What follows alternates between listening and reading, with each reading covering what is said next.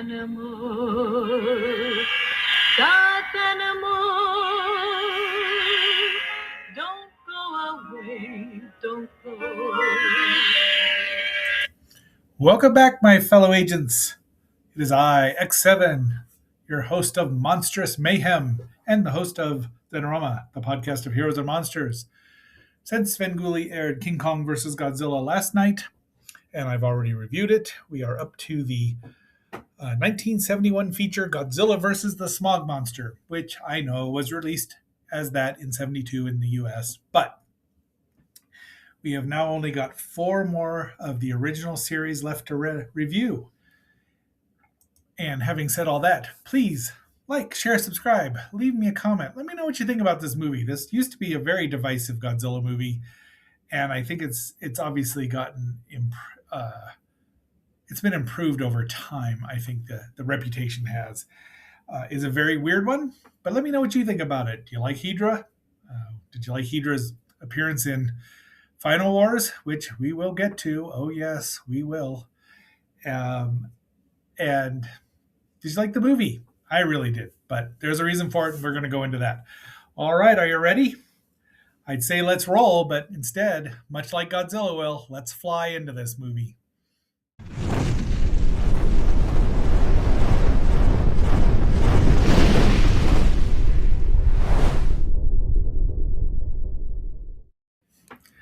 Look at that lovely American International logo. That just was a symbol of quality. Well, it was a symbol of fun anyway. So I almost wanted to review a full screen version of this because that's how I saw it first. Probably in 73, early 73 when it was making the rounds on television. This was my second Godzilla movie. So I'd already seen him as the villain in King Kong versus Godzilla. Now he's a hero. I was super happy about that though. I'll tell you what. So it was on Channel 7, and a bunch of us, my friends, were watching it in individual houses. I'll get into that a little bit. We start off with the song, of course, as these psychedelic themes go on. There's the. It's full of mercury. Too many fumes in our oxygen. And that is sung by Adrian Russ. They do a really good job of lip syncing here as the credits roll here. Titan Productions, so that is Peter Fernandez and pals. So all of our usual voices here, you can just tell, you know who they are.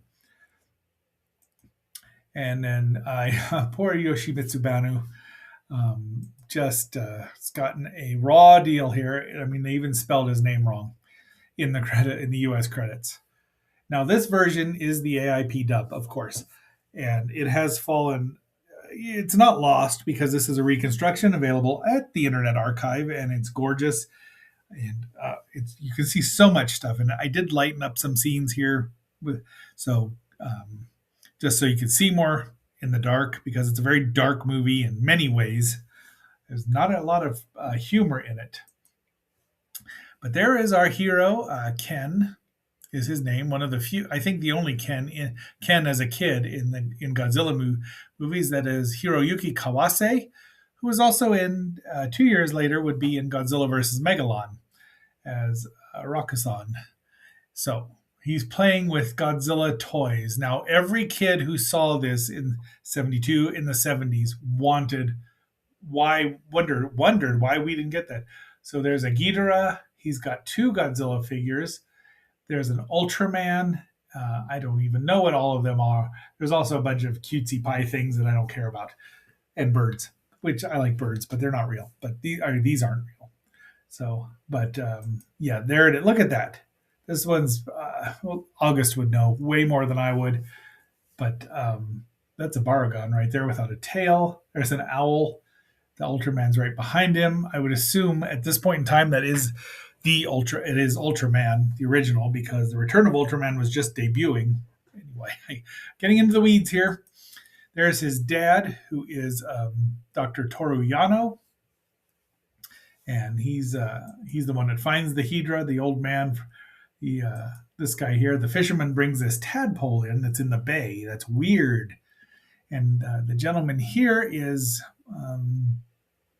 Yukio, that's Toshio Shiba. So right now, none of the Toho's regulars are in this movie. Not a one of them except for two. And that would be Nakajima-san as Godzilla and Kampachiro Satsuma as Kengo Nakayama, which was the name he took before he became Godzilla, as Hydra. Nobody else here has any kind of link. I mean, Hiroyuki Ken there should be because he was in two movies later. So anyway, this is our ostensible male hero, and there we see the first view of Hydra, who's not named Hydra yet, but he will be.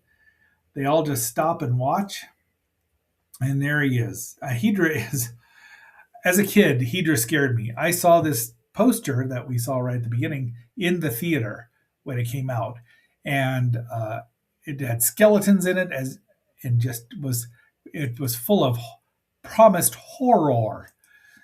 So uh, the doctor goes into the water to look for clues as to what's going on because the bay's empty of fish. Beautiful underwater photography here. Let's see if we got any cinematography by Yoichi Manoda. And there's just a nice matte shot here. Hydra menacing Ken. He stabs it with his gigantic knife. Who gives an 8-year-old or 10-year-old a gigantic knife? Well, my brother had one. Never mind. And there's Hydra swimming, and he attacks. It was this movie. There has not been a Godzilla movie as terrifying or as horrible and death-filled as this movie since the original. They were supposed to rendezvous at 2:00. It's well past 2, and there he is. And you can see the makeup effects here where he's been burned and scarred. We hope he recovers. We're never told, but there's his mom. See if we can find out who plays his mom. That's Toshi Kimura as Toshi Yano. That's all it is. And they were just filming it because, of course, television. Now, I don't think that Bano-san decided he wanted to do a commentary on that sort of thing. It just was an accident. There's our first view of Hydra out of the water. The son's named, Ken has named it Hydra because Heido means sludge, slime, whatever in Japanese, and Hydra is, the Ra is what they add to everything. And there's our first view of Godzilla because Ken's having a dream that Godzilla will come and save it. Now, this is the Godzilla versus the Sea Monster suit, which was also used in Destroy All Monsters just 2 years prior. As he sees it and he burns up some. So Ken's dad is awake and he just is running some experiments.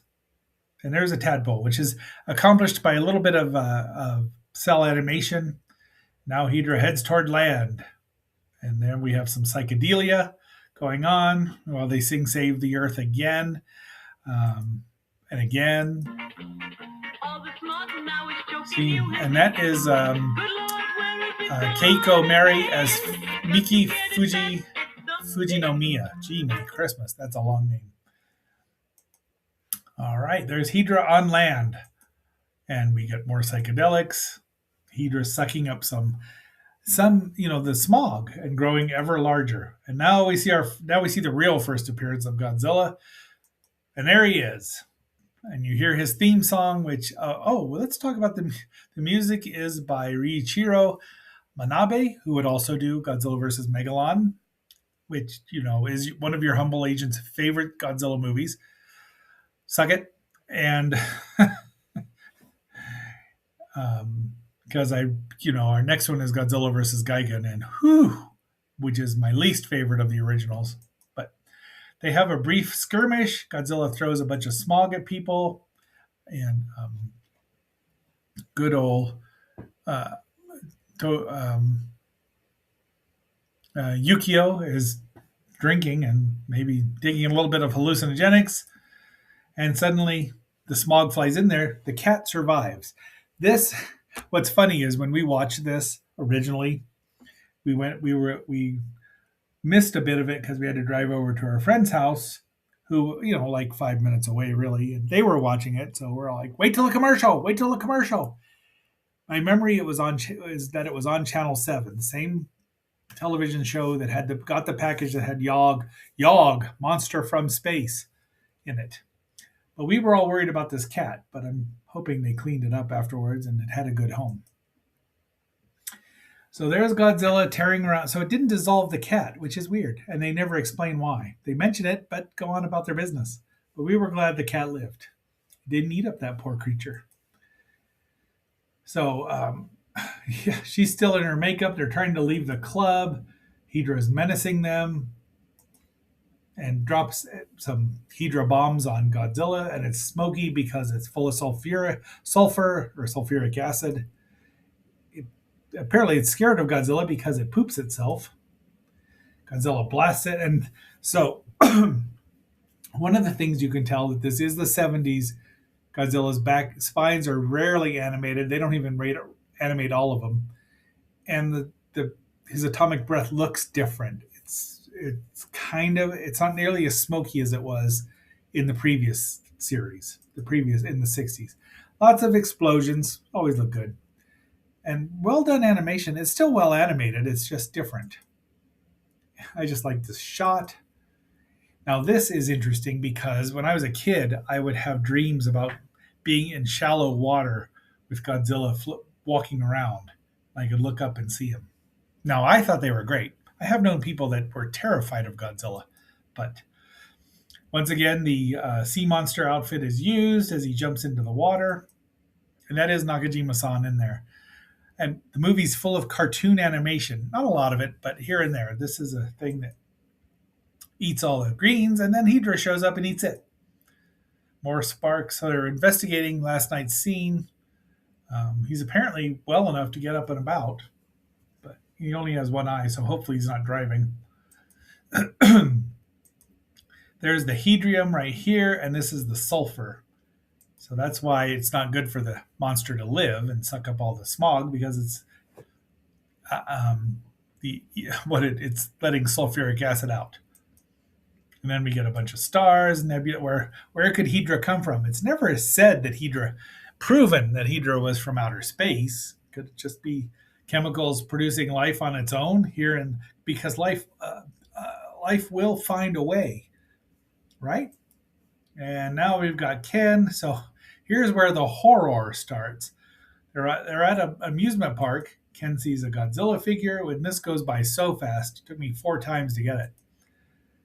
And he calls his dad, but things happen. And there's Hydra in its stingray / horseshoe crab form flying. I do like this one. If I could get a figure of this Hydra, I would. This is Ken's mom teaching her class. She must be a gym instructor. And they all fall down. Boom! And this is what leads into the true horror.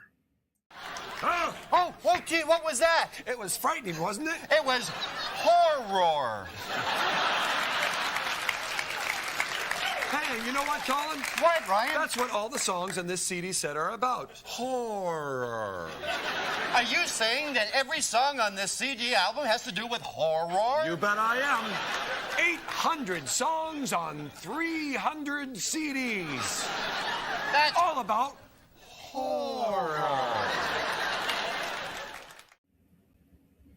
So imagine watching this on a television, and you would see even less this is about what you would see. They would center the picture, full screen, probably even a little bit less like that, maybe. Anyway, it's just so nice to see widescreen stuff, I gotta say. Just, great. The shot that's really well shot, well directed, is just really weird. See, when I say horror, people die in this movie, and you didn't see that a lot. The 70s were a bit more violent. Thank you, Kamen Rider Chiba-san. Ken just can't handle it. He runs away. This guy falls to death. You can kind of see that's a construction worker, and then it rusts because Hydra just flies through it. It's got no bones. More animation. You can watch the movie. Internet Archive. Just search Godzilla vs. Smog Monster Reconstruction. If you want to see and hear the AIP dub. Mom is cleaning out Ken's eyes. They discuss nuclear fission. I believe Hydra was probably nuclear fusion because the Hydras joined together. But there it is. Hydra's only sludge. We can dry him out. wisdom of the child, right? And here we have the go-go of a million, the go-go as so they're going to meet on the shades of Mount Fuji, and then they talk about the Hydra's forms. Every time Hydra showed up, it adapted into a new one, and they told two friends, and they told two friends, and they told two friends, and so on and so on. People of a certain vintage will get that, much like Calgon, was an ancient Chinese secret. Anyway, the experiment is a success to dry out the tadpole hydras. Whoop-woo! They're all impressed, you can tell. The actors. So here's our heroes meeting at Mount Fuji, and we know what's going to happen here. They're all so this is all sepia toned at first, and then as soon as the music starts, it turns into color. Prove that you don't know how to play guitar by showing us you don't know how to play guitar. I mean, that's not even a chord. And what's he doing there? Anyway, they're all dancing around. Where do they get the electronic music? Where do they get the batteries? There's the band. Ken is the worst dancer. Well, he's a kid. I love watching kids dance because they don't know what they're doing. These are some people just watching them. Now, there's all sorts of theories about this. I'm not going to go into them because, And then Hydra shows up. And we get a lot of Ken looking like this because he knows Godzilla shows up.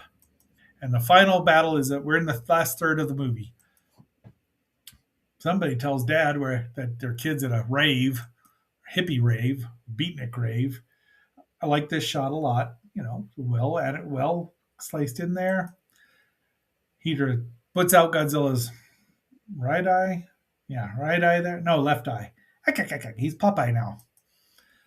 And we get to see more cool, nifty forms. And now Hydra's got a weapon because he's adapted because Godzilla's got a weapon, a beam weapon.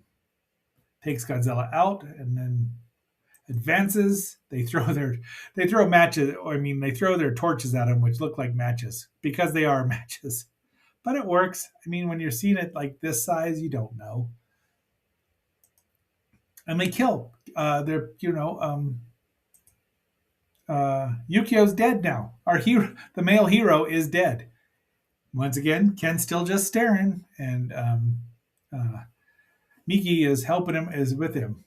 And so, he's still dropping pollution poo on Godzilla, who's had enough, and he's had all he can stand. He's plunged his hand in there. It's skeletalized. Never saw that as a kid. It was just exciting to watch this movie. The movie was released in July 24th, 1971. It runs 85 minutes. I want to say the U.S. version runs approximately the same. They do cut one scene, so it's probably about the same amount of time, but it goes by in a hurry. It aired a lot here in Fossil Bed. Channel 7 was the first time, then it migrated over to Channel 2 late at night, mostly late at night, early mornings. We'd have to set the alarm. One time we just got to the end. But you didn't ever notice the subtle things because the prints they were 16 millimeter prints and high def was not a thing.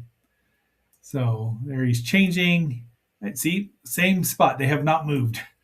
But he picks him up, flies with Godzilla, and drops him into a crevasse and slimes him or poops on him. More pollution poo. And he gets back out. Or Hydra goes out and zaps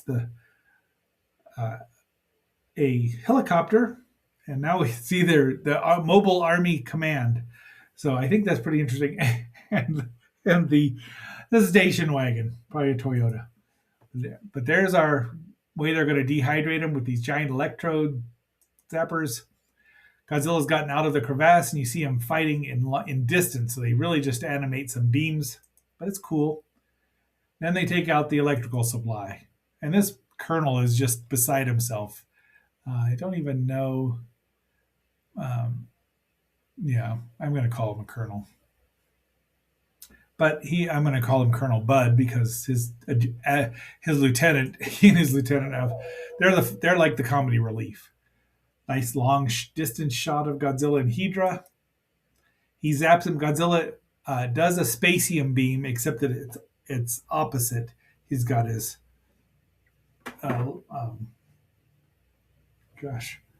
I don't know. It's not exactly right, but it blasts his hand. He shakes it. Another great match shot. They're trying to lure Hydra in so they can zap him with their disintegrator ray. But he's not falling for it. This guy comes in and gets zapped for his problems. Boom. There's a lot of these shots of close-ups of Hydra and his malevolent one eye because Godzilla's poked one of his eyes out because an eye for an eye leaves both kaiju half blind. But because they can't work it, Godzilla comes to the rescue, zap, and we see super powered. He does it again. And Hydra shrinks and falls down. He grabs there was a lot of speculation about this being eyeballs or what have you. It's not. I mean, they're his energy centers. I can see why you'd think it was eyes. I got to wrap this up. It's taken longer than I thought it would. I may have to take out some of the interstitials. It's all right. So Godzilla fries the eyeball, or the not eyeballs, the power centers, super powered, and he disintegrates. I just like that shot. This is my favorite Godzilla suit. There's everyone's still watching. The little Hydra flies out of Godzilla. He takes off. Now, when you're 7 years old, this makes perfect sense to you. Godzilla's got to catch him. He's atomic powered. He can fly. This is the first time they do the old Godzilla picks up the monster, the enemy monster, Hydra in this case, slams him on the ground over and over. The movie's a bit padded here and there. It could have been shorn of about 10 minutes, really, and been much more concise, but yeah, they didn't even need to do this. Apparently, according to legend, Ishiro Honda said to add some more stuff, and this is what he did, which caused Tomoyuki Tanaka to ban Bano from ever doing a Godzilla movie again. But he flies back, lands on him. They get the power up. Look at these weak ass rays. And look at Godzilla, like, you gotta be kidding me. So he does it again, and he just tears apart the rest of the Hydra, dehydrates him, and he's done. And he is burnt. He is blind in one eye. His hand is skeletal. He's over people, so he just stomps the crap out of the body. Zaps it one last time. Then he looks at the people saying, in my mind, "Don't make me come back here, you morons." Who can blame him? And they're like, is he going to attack us? But he doesn't. He walks off into the sunrise. Ken says, "Don't go," and then says goodbye. And there he goes. And there we have it. That is the end. There he walks off. And the end of the American release. Now, in the Japanese cut, we see this. And yet another. Dun, dun, dun. All right, my fellow agents. That is our episode for today. I love the movie. Obviously, I could talk about it for even longer if I wanted to, but I'm not gonna. I will spare you. Tomorrow will be talking about the next four the next 4 episodes of Speed Racer, and that'll be fun. So until our next assignment, this is X7 signing off and phasing out.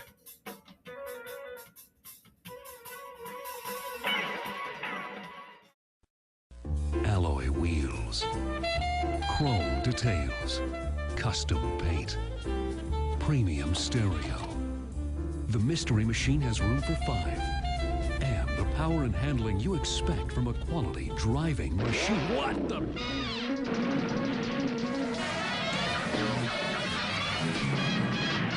Oh! Speed Racer on Cartoon Network. Dogs should not drive.